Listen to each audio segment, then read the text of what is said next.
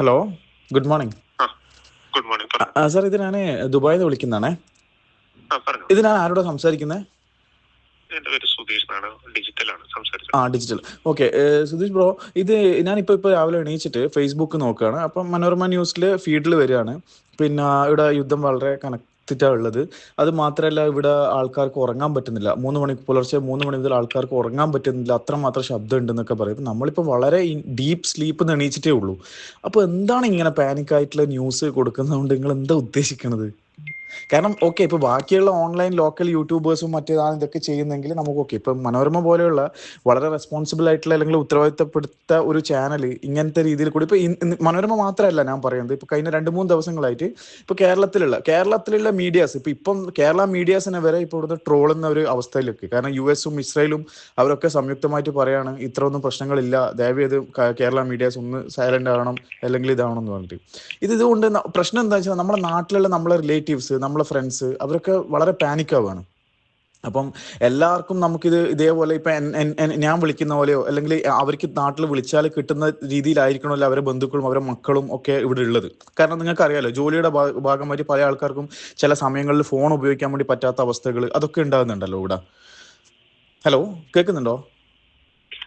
ചില സ്ഥലത്തെ ഏരിയകളുടെ കാര്യം മാത്രമാണ് പറയുന്നത്. കോമൺ ആയിട്ട് എല്ലാ ഏരിയയിലും പറയുന്നില്ല. സാർ, ഇവിടെ ഏത് ഏരിയയിലാണ് ഉള്ളത്? നിങ്ങൾ എങ്ങനെ സ്പെസിഫിക് ആയിട്ട് പറയൂ. ഞാനിപ്പോൾ ആ ഏരിയയിലുള്ള, കാരണം നിങ്ങൾ ഈ പറഞ്ഞ ആ ന്യൂസിൽ പറയുന്ന ഏരിയയിലുള്ള എല്ലാ മീൻസ് എനിക്കറിയാവുന്ന ഒരുപാട് സുഹൃത്തുക്കളുണ്ട് ആ ഏരിയകളിലൊക്കെ. നിങ്ങൾ പറഞ്ഞ ഏരിയയിലൊക്കെ അവിടെ ഒന്നും അങ്ങനെ ഇതില്ല. ഇപ്പൊ ഈവൻ ഞാൻ അടക്കം ഇന്നലെ രാത്രി നമ്മൾ തിരിച്ച് റൂമിലെത്തിയത് 2:30-3 മണിക്കാണ് എത്തിയിട്ടുള്ളത്. നമ്മൾ സാധാരണ രീതിയിൽ നമ്മുടെ നിസ്കാരവും നമ്മളെ ഇതൊക്കെ കഴിഞ്ഞ് ഈവൻ ഞാനൊരു കാര്യം അറിയാൻ ചോദിക്കും. ഗൾഫിൽ ആക്രമണേ നടത്തിയിട്ടില്ല. ആക്രമണം ഇല്ല എന്നാണോ പറയുന്നത്? ആക്രമണം ഇല്ല എന്നാണോ അതിന്റെ അർത്ഥം? ആക്രമണം എന്നല്ല ഇത്. അവിടെ ഭയങ്കര ശാന്താണ് പോലെയാണ് നിങ്ങൾ പറയുന്നത്. നിങ്ങളിപ്പോ ഈ പറയുന്ന രീതിയിലുള്ള ഒരു ആക്രമണം നിങ്ങൾ ഈ പറയുന്നത് ഒരു പിന്നെ അതിന്റെ ഒരു 5% ഇവിടെ ഉള്ളൂ. അപ്പൊ അതെന്താ അങ്ങനെ പറയുന്നത്? ഇപ്പൊ അങ്ങനെ പറയുകയാണെങ്കിൽ ഇപ്പൊ അവർ ഡയറക്റ്റ് ആയിട്ട് അവർ UAE-നെയോ അല്ലെങ്കിൽ കുവൈറ്റിനെയോ ഖത്തറിനെയോ ബഹ്റൈനെയോ ഒന്നും ടാർഗറ്റ് ചെയ്യുന്നില്ല എന്നുള്ളത് എനിക്കും നിങ്ങൾക്കും എല്ലാവർക്കും അറിയാം. അത് ഇപ്പൊ ഞാനിപ്പം ഇവിടെ പിന്നെ UAE-ന്റെ അംബാസിഡർ ആയിട്ടല്ല നിങ്ങൾ വിളിക്കുന്നത്. ഞാൻ നിങ്ങളുടെ അടുത്ത് കാര്യങ്ങൾ പറയുന്നത് വെച്ചാൽ എന്റെ കൺസേൺ റേസ് ചെയ്യണം. എന്റെ പ്രശ്നം എനിക്ക് തോന്നിയ കാര്യങ്ങൾ നിങ്ങളുടെ പറയും. അപ്പൊ നിങ്ങൾ വീണ്ടും പറയുന്നത് നിങ്ങളെ സംസാരം കേട്ടാത്തൊന്നും അവിടെ പ്രശ്നങ്ങളൊന്നേ ഇല്ലാന്ന് തോന്നില്ല. അങ്ങനെ ഇവിടെ പ്രശ്നങ്ങൾ തീർച്ചയായിട്ടും. പക്ഷെ നിങ്ങൾ അങ്ങനെ ആ സന്തോഷം നിങ്ങൾക്ക് കാണാൻ പറ്റുന്നില്ല. കാരണം നിങ്ങൾ ആ ചോദ്യത്തിൽ തന്നെ ഒരു ഇതുണ്ട്. കാരണം നിങ്ങളെ സംസാരം കേട്ടെന്ന് അവിടെ പ്രശ്നങ്ങളില്ലാത്ത സ്ഥലങ്ങളില്ല ബ്രോ. പ്രശ്നങ്ങളില്ലാന്ന് ഇവിടെയും പറയുന്നില്ല. പക്ഷെ നിങ്ങൾ ഈ ന്യൂസിൽ പറയുന്ന പോലെ നിങ്ങളൊരു കാര്യം, നിങ്ങൾ 10 ആൾക്കാരെ നിങ്ങൾക്ക് ഇന്നൊരു നിങ്ങൾ ഡിജിറ്റലി ഹാൻഡിൽ ചെയ്യുന്ന ആളല്ലേ, നിങ്ങളൊരു ഫോണിൻ പരിപാടി വെക്ക് അല്ലെങ്കിൽ വീഡിയോ ഇതാക്കിയിട്ടുള്ള ഒരു പരിപാടി വെക്ക്. നിങ്ങൾ എന്നെയും ആഡ് ചെയ്യും. ഞാനും എന്നെ കൊണ്ട് പറ്റുന്ന രീതിയിലുള്ള ഒരു 10-20 ആളെ നിങ്ങൾ പറയുന്ന സോണിലുള്ള ആളെ ഞാനും എൻ്റെ മാക്സിമം ട്രൈ ചെയ്തിട്ട് ആഡ് ചെയ്യാൻ നോക്കാം. അവരെ ഫീഡ്ബാക്കും നിങ്ങൾ എടുക്കുക. അപ്പൊ ഇന്നല്ലേ നമുക്ക് കാര്യങ്ങൾ മനസ്സിലായില്ല. ഇത് വെറുതെ നിങ്ങൾ അവിടെ ഇരുന്നിട്ട് പറയുമ്പോൾ ഞാൻ പറയുന്നത് എനിക്ക് വേണ്ടിയിട്ടല്ല. ഇപ്പൊ നാട്ടില് ഒരുപാട് പാരന്റ്സ്, പ്രായമായ ആൾക്കാർ അവരൊക്കെ കാരണം നിങ്ങൾക്ക് അറിയാലോ, ഇപ്പൊ ഈ ന്യൂസ് ഇപ്പൊ ഈ യുദ്ധം തുടങ്ങിയവർ എല്ലാവരും ടിവിന്റെ മുമ്പിലാണ് ന്യൂസിന് നോക്കി നിൽക്കുകയാണ്. അപ്പൊ അത് ഡിപ്പെൻഡ് ചെയ്ത് നിങ്ങൾ ആൾക്കാരുണ്ട്. എല്ലാവർക്കും ഇതേപോലെ പൂർണ്ണമായിട്ട് സോഷ്യൽ മീഡിയാസും മറ്റു കാര്യങ്ങളൊക്കെ നോക്കിയിട്ട് വിലയിരുത്താൻ വേണ്ടി പറ്റിയ സാഹചര്യം ഉണ്ടായിന്ന് വരില്ല. അപ്പൊ ദയവേത് പ്ലീസ് ബ്രോ ഒന്ന് ശ്രദ്ധിക്കും.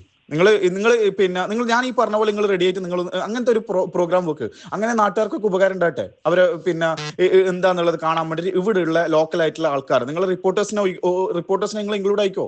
പക്ഷെ ജനങ്ങളെ സാധാരണ രീതിയിൽ നിങ്ങൾ ഈ പറയുന്ന നിങ്ങളിപ്പോ ആക്രമിക്കപ്പെട്ടു ഭയങ്കരമാക്കിയിട്ട് ഉറങ്ങാൻ വേണ്ടി പറ്റാത്ത ആൾക്കാരൊക്കെ നിങ്ങൾ വിളിക്കി. ആരെല്ലാണോ നിങ്ങൾ പറഞ്ഞ ഈ 3 മണിക്കൂർ ഉറങ്ങാൻ പറ്റാത്ത ആൾക്കാർ അവരൊക്കെ നിങ്ങൾ വിളിക്കി. നമുക്ക് നോക്കാം അവർ എത്ര മണിക്കാണ് ഉറങ്ങിയത്, എവിടെയാണ് പ്രശ്നങ്ങൾ, നമുക്ക് ചോദിച്ചു നോക്കാം.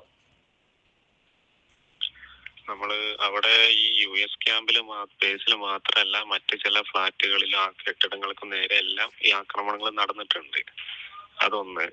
രണ്ടാമത്, അവിടെ ഈ എയർപോർട്ട് കാര്യങ്ങളെല്ലാം സ്റ്റോപ്പ് ചെയ്തിട്ടുണ്ട്. അപ്പൊ അതുകൊണ്ട് ആക്രമണ രൂക്ഷമായതുകൊണ്ടാണല്ലോ എയർപോർട്ടും കാര്യങ്ങളെല്ലാം നിലച്ചത്. ഇപ്പൊ ഇന്ന് പാർഷ്യലി തുടങ്ങിയിട്ടുണ്ട്. ഒരിക്കലും എയർപോർട്ട് അതായത് ആക്രമണം രൂക്ഷമായത് കൊണ്ടല്ല. നിങ്ങൾക്കറിയാം ഇവർ ഓൾറെഡി ഇപ്പൊ എല്ലാ GCC കൺട്രീസും അവരെ വ്യോമപാത അടച്ചിട്ടുള്ളത്. വ്യോമപാത അടച്ചതെന്ന് വെച്ചാൽ ഈവൻ ഒരു ഫ്ലൈറ്റ് വരെ പോകണ്ട. കാരണം നിങ്ങൾക്കറിയാം ഇവിടെ അവിടുന്ന് ഈ നമ്മളെ UAE നമ്മളെ ഇന്ത്യയിലേക്കുള്ള ഫ്ലൈറ്റ്സ് ഒക്കെ എന്ന് വെച്ചാൽ നമ്മൾ ഇറാൻ വഴിയാണ് കൂടുതലും വരുന്നത്. പിന്നെ ഇപ്പോഴത്തെ ഈ ഈ ഡ്രോൺസും ഈ മിസൈൽസും അതൊക്കെ വരുമ്പോൾ അത് ഇവിടുന്ന് പ്രോപ്പറായിട്ട് തന്നെ അവർ ഹാൻഡിൽ ചെയ്യുന്നുണ്ട് തന്നെ. മീൻസ് നിങ്ങൾ ഈ പറയുന്ന പോലെയുള്ള ഭയങ്കരമാക്കപ്പെട്ട ശബ്ദ കോലാഹലങ്ങളോ അല്ലെങ്കിൽ ഇവിടെ പുറത്തിറങ്ങാൻ പറ്റാത്ത ഉറങ്ങാൻ പറ്റാത്ത നിങ്ങൾ പറഞ്ഞ ആ വീഡിയോയിൽ കാണുന്നത് പുലർച്ചെ 3 ഉറങ്ങാൻ പറ്റാത്ത ശബ്ദം കൊണ്ട് അങ്ങനത്തെ ഒരു സിറ്റുവേഷനും ഇവിടെ ഇല്ല. ഒരു സിറ്റുവേഷൻ, ഒരു പെർസെൻറ്റേജ് വരെ സിറ്റുവേഷൻ ഇവിടെ ഇല്ല. ഞാൻ ഇപ്പോഴും പറയും, ഞാൻ ഇവിടുത്തെ ഒരു അംബാസഡർ ആയിട്ട് നിങ്ങളെ വിളിക്കുന്നത്, അല്ലെങ്കിൽ ഇവരെ UAE ബ്രാൻഡ് ചെയ്യാൻ വേണ്ടി വിളിക്കുന്നതല്ല. ഞാൻ ഇവിടുത്തെ റിയാലിറ്റി ഒരു നാട്ടിലുള്ള ഒരു എന്താ പറയുക, ഒരു വളരെ ലീഡിങ് ആയിട്ടുള്ള ഒരു ഒരു മീഡിയ സ്ഥാപനത്തെ വിളിച്ച് അറിയിക്കുന്ന മാത്രമല്ല. കാരണം നിങ്ങൾ ആ ന്യൂസ് കണ്ടിട്ടാണ് ഞാൻ ബ്രഷ് വരെ ചെയ്യാണ്ട് നിങ്ങളെ വിളിക്കുന്നത്. അപ്പൊ നിങ്ങൾ ആലോചിച്ച് നോക്കട്ടെ. അതിൻ്റെ നമുക്കുള്ള ഓഫീസിൽ വർക്ക് ഫ്രം ഹോം ഉണ്ട്. ഈവൻ ഞാൻ ഇന്നലെ രാത്രി വേറൊരു ആവശ്യത്തിന് ഓഫീസിൽ പോകേണ്ട വന്നിട്ടുണ്ട്. ഞാൻ ഓഫീസിൽ പോയിട്ട് ക്ലിയർ ആക്കിയിട്ടാണ് വന്നിട്ടുള്ളത്. ഇവിടെ സാധാരണ ഫെസ്റ്റിവൽസും ഇഫ്താറും കാര്യങ്ങളൊക്കെ നടക്കുന്നുണ്ട്. അപ്പൊ അതും കൂടി നിങ്ങൾ കവർ ചെയ്യൂ. എന്നാല് ഓക്കെ, നിങ്ങൾ ഈ യുദ്ധം ഇങ്ങനെ ഭയങ്കര ഭീകരമെന്ന് പറയുന്ന അടക്കം തന്നെ ഞാൻ വേണമെങ്കിൽ ഞാനും ഇട്ടുതരാം. എൻ്റെ കുറെ വീഡിയോസും ഫോട്ടോസും എല്ലാം ഞാനും ഇട്ടുതരാം. നിങ്ങൾ ഈ പറയുന്ന ഈ ഉറങ്ങാൻ പറ്റാത്ത ആൾക്കാരും അവരോടും ചോദിക്കുക അവരെന്തെല്ലാം ആക്ടിവിറ്റീസാണ് ചെയ്തതെന്നുള്ളത്. അതല്ലേ അതിന്റെ ഒരു ഭംഗി. ഞാൻ നിങ്ങളെ വിളിച്ചതിന്റെ ഉദ്ദേശം നിങ്ങൾക്ക് മനസ്സിലായല്ലോ?